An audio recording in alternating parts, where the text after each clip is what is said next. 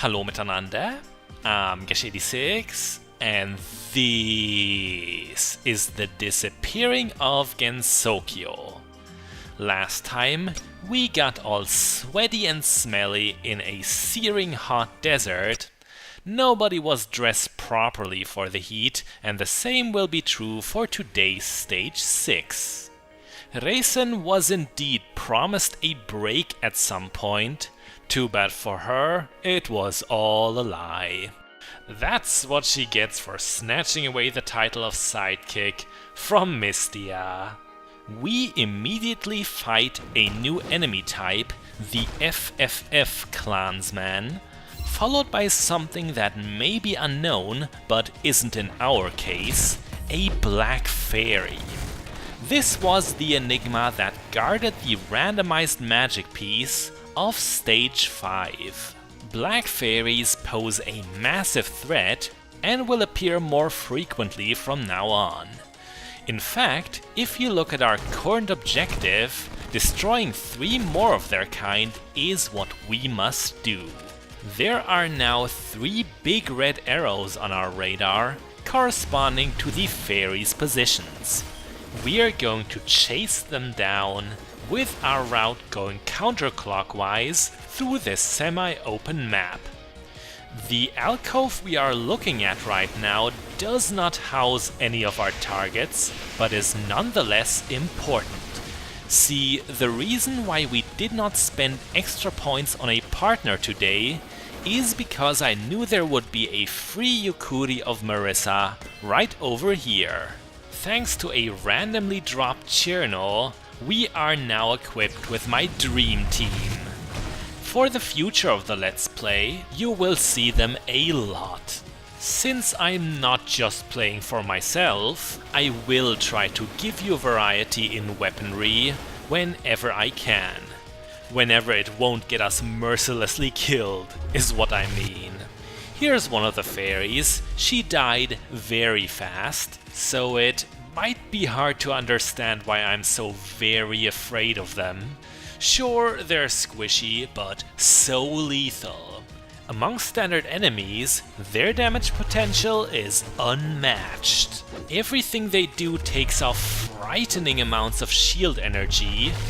Possibly worst is their laser beam, which we saw the first of this level use. You actually cannot dodge it, it'll just appear and glue itself to you. The idea is then to bring a scenery object between you and the fairy, cover if you want, and that'll interrupt the laser. What do we have here? Never has it been more convenient for me that I don't voice act on-screen text. White Tenshi and Black Alice were communicating with each other in their indecipherable language. The double team of phantoms is easily the most dangerous encounter of this stage, even surpassing the singular Black Fairies. They are entirely optional. You get this precious magic piece for your troubles.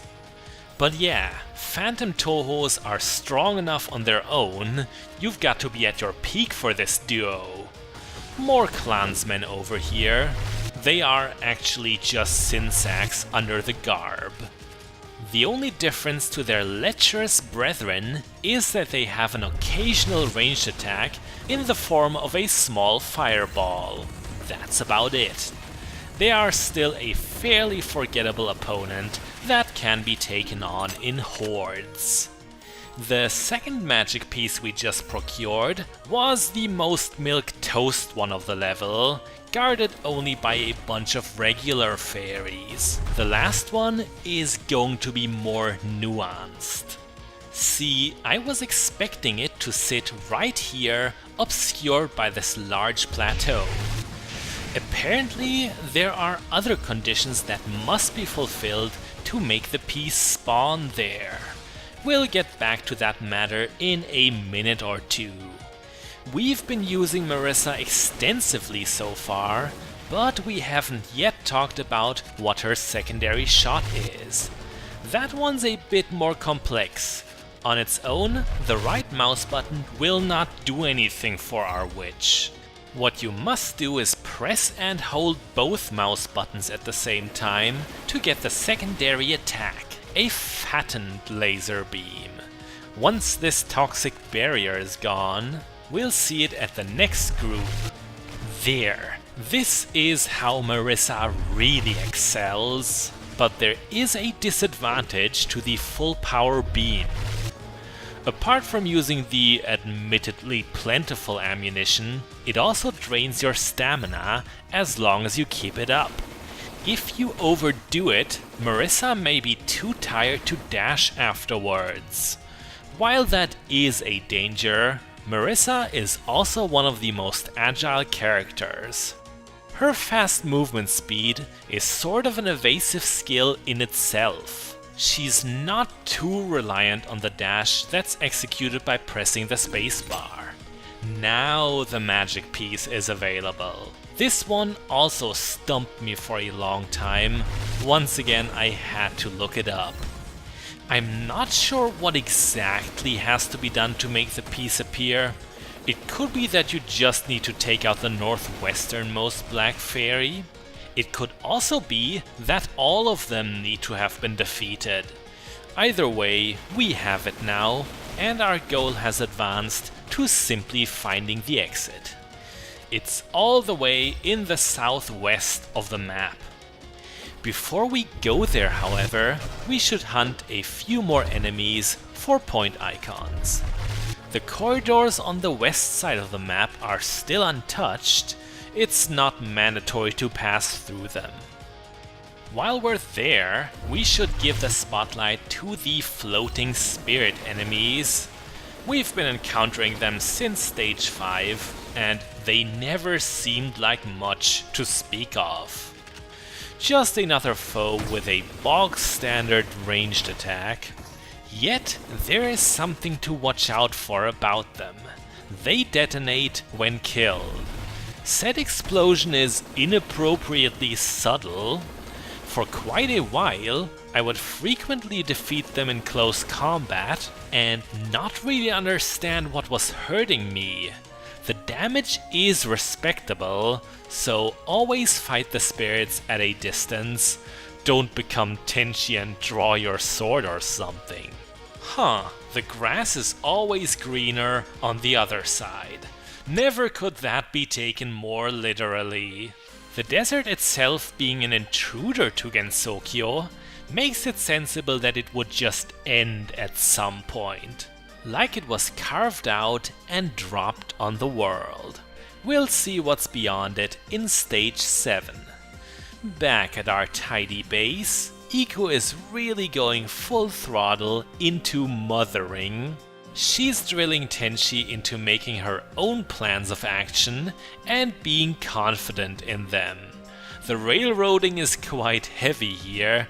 That hint held all the answers.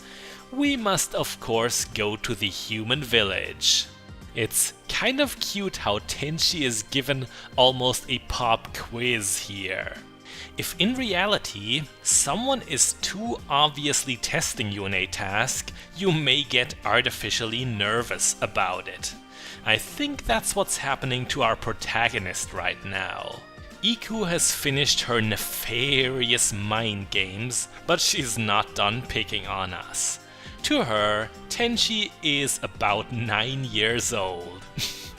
That actually brings us to a recent development in Touhou that I wanted to include at some point in the Let's Play. From her cutscene and sprite artwork of Scarlet Weather Rhapsody, folks assume Tenshi to be in her late teenage years and physique, maybe 16, 17, 18 or so. The OG mostly follows that. She looks fairly tall, her legs are kind of long, that makes her seem developed. With the arrival of Antinomy of Common Flowers, this image kind of crumbled. Her dress comes across as oversized, she seems stockier, more childlike. Iku's remark about 9 years is somewhat close to canon now. You can assume the eldest daughter to appear as a grade schooler. It reminds me of the time when it came out that Momiji was not meant to be a cuddly puppy, but had a proud, unpleasant personality.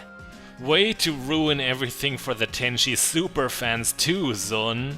You know, I'm personally hoping that Hina will never ever get a canonical mention again. We'd learn that she still soils her diapers or something along those lines. Back to what's happening. We've accumulated enough cash for a blacksmith upgrade going to Marissa. This shortened the startup period of our lasers. I've told you how much of a problem that can be. So much that we gave the perk priority over increasing Marissa's movement speed. Wrapping up about the new Tenshi. If you were a sinsack towards the Celestial before, which according to DOG there are billions of, there aren't. Congratulations, you are now double the sinsack. Today's the day I get around to showing you some new models, although I can't guarantee great angles. Yoshika's body language sure is creepy with how her arms wobble around. Byakuren also gets a moment, although more important than that is that thanks to our spotless record of collecting magic pieces, we have access to the third row of passives. The first option is more ammunition for bombs, the next one is called Quick as Panther and improves stamina regeneration. There is also Fast as Rabbit, raising total stamina significantly. Fast as Rabbit, huh?